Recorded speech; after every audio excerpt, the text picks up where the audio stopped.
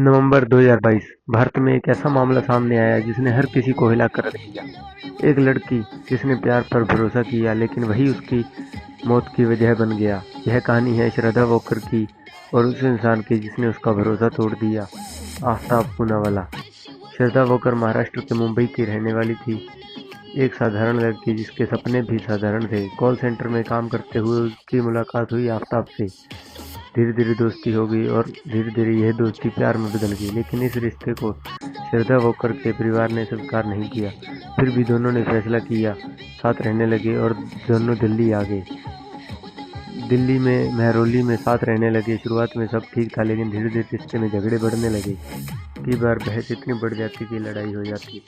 श्रद्धा अपने दोस्तों को बताती थी कि उन्हें अब आफ्ताब से डर लगने लगा है, लेकिन उसे अंदाजा नहीं था कि यही डर एक दिन सच हो जाएगा।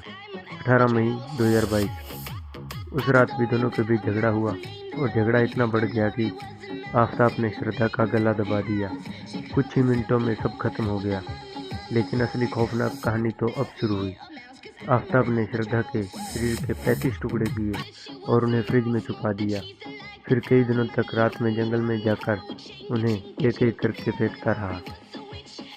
कई महीनों तक श्रद्धा का कोई पता नहीं चला, तो परिवार को शक हुआ।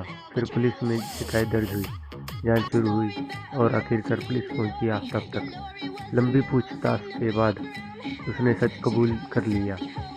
यह केस सिर्फ एक क्राइम स्टोरी नहीं, यह भरोसे के टूटने की कहानी है। यह हमें यह सिखाता है कि कभी कभी सबसे खतरनाक इंसान वही होता है जिसने पर हम सबसे ज़्यादा भरोसा करते हैं। अब आपके दिमाग में एक सवाल आ रहा होगा कि आफ्ताब का क्या हुआ? आफ्ताब आज भी पुलिस की हिरासत में है और तिहाड़ जेल में अपनी सजा काट रहा है।